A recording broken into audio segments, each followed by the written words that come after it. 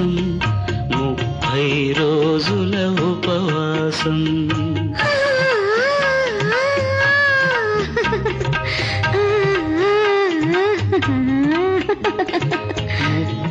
పోయిన చలిమాసం ముద్దే దొరకని సన్యాసం ఎలా గడపను ఒక మాసం 30 రోజుల ఉపవాసం.